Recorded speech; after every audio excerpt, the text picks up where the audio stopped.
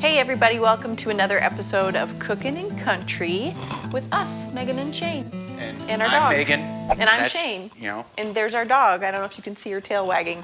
So it is Christmas time, and this is my favorite time of year. I love the cool nights. I love the Christmas tree lights. I love our house being decorated. It's just like a really cozy time of year. I love sitting on our couch at night, talking with the Christmas lights on, watching a cheesy Christmas movie. Yep. Matter of fact, I hear Dolly Parton has a new one coming out. Yeah, Dolly for the win this year. She's like totally amazing, and then like this year, everything she's done on top of a new Christmas movie, I feel pretty excited about that. What's your favorite Christmas movie? I know what the answer is. Well, it's a couple, but you know, you give me a hard time about this one. I really love Christmas with the Cranks. I just was really surprised that he like was into this Jamie Lee Curtis, Tim Allen movie, but it's like we have to watch it a couple times a year, which is totally awesome. And I have to watch Die Hard at least once every. See, I'm making up my manly prowl. With Die Hard. Yeah, with Die Hard. It's like Christmas with the Cranks, but really I like watching things blow up with Die Hard. That's funny. I think one of mine is Love Actually. That one gets me. And then The Family Stone is probably one of my most favorite Christmas movies because it kind of shows like this seemingly perfect looking family and they're just totally dysfunctional and like reveals humanity. So the other part of Christmas that I love is I love giving gifts. It's one of my favorite things to do all year round, but Christmas especially. And she gives good gifts. So does he. He picks good stuff. But better than shopping for things, I like making gifts for my friends because I feel like then I'm just putting myself into it. Growing up as a little kid, we didn't have that much money, and so my mom would always make things. She would make things for us, for other people, and that kind of stuck with me. I feel like there's something really sweet and special about making someone something, and then couple that with my other favorite thing, which is making food for people, and it's kind of like the perfect thing. So what we're going to do today is actually really easy, but there's so many variations depending on what kind of flavors you want. We're going to make a compound butter, and then we're going to jar it up, and that's going to be a gift for a friend. So what is compound butter? Just real quick though, she says easy for her. I'm sure I would struggle big time with this as I am not the chef of the house. You could do this. This is just mixing things together. So basically we're going to take butter and we're going to infuse it with different flavors, put it in a cute jar, and then give it as a gift. You can put a little ribbon around it. You can put it in a gift bag. You could hot glue some like Christmas decorations to the top if you want to make it really special. Or you could even roll it into like a butter log and make it like a little log. And mark it with a B. Put it in the oven. Yes. For Megan and me. That's good. So if you really want to get fancy, you can actually make your own butter, which is basically just heavy whipping cream whipped until the liquid comes out and you have butter left. But for the sake of today, we have 3 sticks, about 1.5 cups of softened butter. I'm going to do cranberry orange with a little bit of cinnamon, and that would be so good on like a homemade muffin, or if you got a nice loaf of bread, or you made a loaf of bread, kind of spreading this on there just like would make it really delicious. I love compound butter on things. I just love things with butter. Yes. Butter. Well, and you could even do like, if you wanted to make it savory, you could put fresh thyme and rosemary. That would be a really awesome one. Really any combination of things. I love cranberry and orange at Christmas time. It's my jam. So we're going to go ahead and put the butter in the bowl. And the KitchenAid is a very helpful tool, but if you don't have the KitchenAid, you can just do this by hand. But that's going to whip a little bit of air into it as well. I've got some dried cranberries. I'm going to put those in there.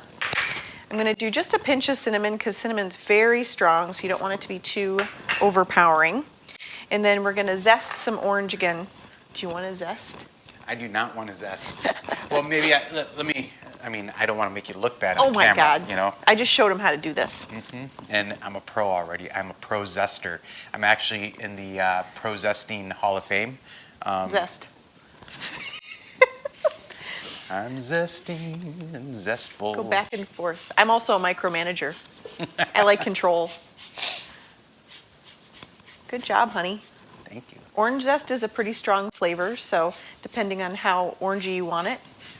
These are really sharp, so be careful when you've got your fingers there so you don't get any Yeah, I do play guitar. extra things. I'm just going to take that for you. I don't So- need to lose my fingers for No, for zesting, for compound butter. compound butter.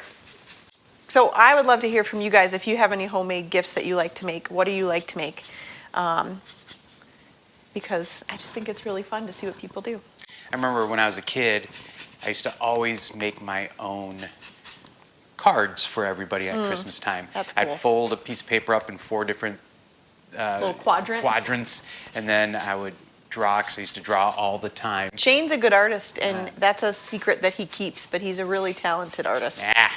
But I'd make like little sweet things and usually give them to my grandparents. And then in the back, I had my own little card company, Baskerville Incorporated. That's so cool. I didn't know that. Yeah. That's cool. And so I'd mark everything with that. Grandparents keep that stuff too. So those are really special things. When my grandma died, I got a box of things from my aunts, and I had some of her old fabric and just little things, trinkets around the house that I remember from being a kid. But then there was also like all these letters that I wrote to her and made for her when I was a little kid with drawings and stuff. And so grandparents keep that stuff. Grandparents are special. They are. They are. They are. Okay, so this is really, look at that. There's like 4 ingredients in here. So we're going to take it over to the KitchenAid, and we're going to whip this up so it's all blended, and then we're going to put it in a jar, and it's ready to give. You can make a bunch of these, and then you can just give them out. And after that, we're going to sing a little song for you. Now we're going to just get her going. So get it kind of on high so it whips it around. Now we're getting all the orange zest and the cinnamon dispersed and the cranberry. This would taste so good on a hot muffin right out of the oven, and it would just melt like a cranberry orange muffin with cranberry orange compound butter. It's my cranberry orange dream.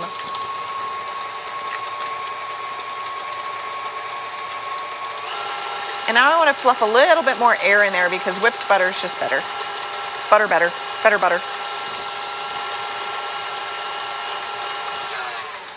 That's it. Now we're going to bring it back over and we're going to jar it up and it'll be ready to go. Okay, so we've now whipped our butter. I'm going to scrape it all down. And like, I feel like the craisin in there is like the little surprise when you take a bite and it's all melty. So I'm going to take my little jar. You really want to use a small one because nobody needs 16 ounces of butter. Or do they? Or do they? Everybody needs 16 ounces of butter. Cinnamon's hardcore. You like don't need that much of it. Okay, this is where it can get a little tricky because you want to get it all in there. What should we put our compound butter on?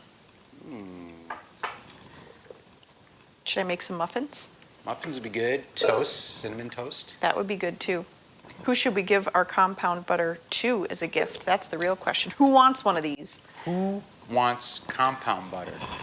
That's the real question. Who should we give it to? We've got plenty of friends that would probably appreciate it. Yeah. Maybe the Martins. Maybe Bob Hogue. Maybe Michelle Worley. What do you think? Lots to choose from. I think we just kind of close our eyes and throw a dart at a name board and see what happens. I like that idea. So how cute is that? You've got all the little like golden ruby craisins. You can see the little flecks of cinnamon and the orange zest. And then I'm going to put some sort of cute topper on this. And then it's going to be gifted out.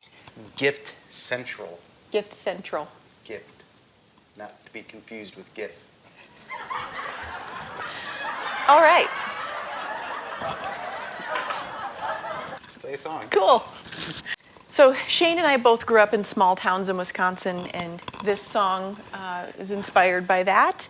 And if you ever spent any time in any small town in America, you can probably relate to these lyrics, and it's our homage to where we come from. You know, it's like growing up in a small town,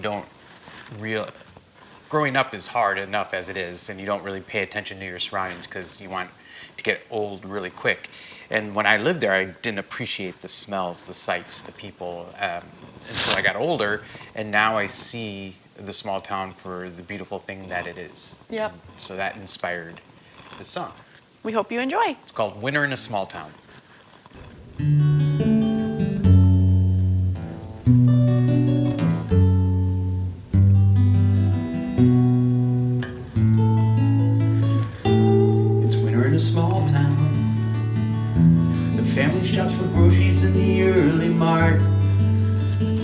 Kicks the snow off the tires outside in the parking lot.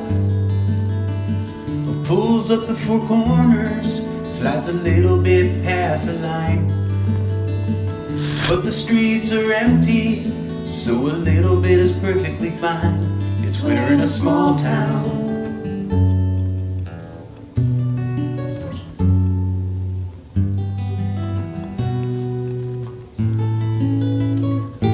It's winter in a small town. The smell of pine keeps the family warm.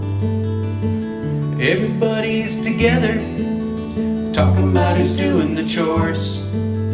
No one wants to shovel, the drive is long and the snow is hard. So they make some cocoa, snow angels fly in the backyard. It's winter in a small town.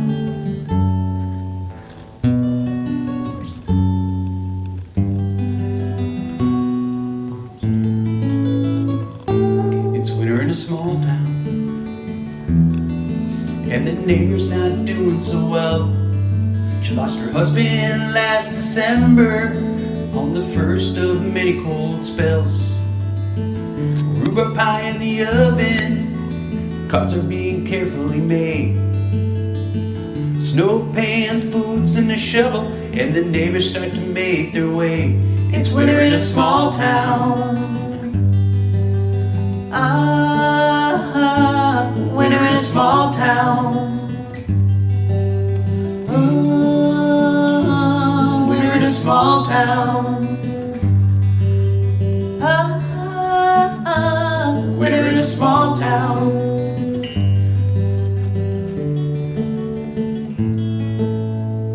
It's Sunday in a small town. Pastor Paul has a service today. The congregation's together, talking about the food that they made. Little ones are sleeping through the service, and the green books hold the songs that they sing.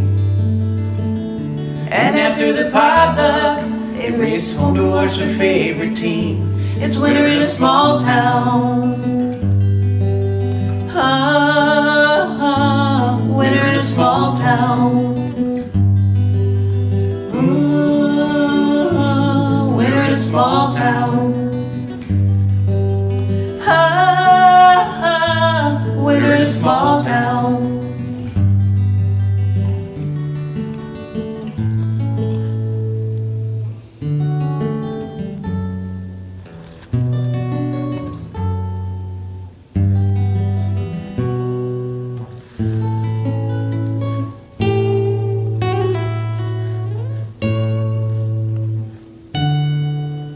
Thank you. Happy holidays to you and your family, and we hope it's full of love and warmth. And we'll see you next time on Cookin' and Country.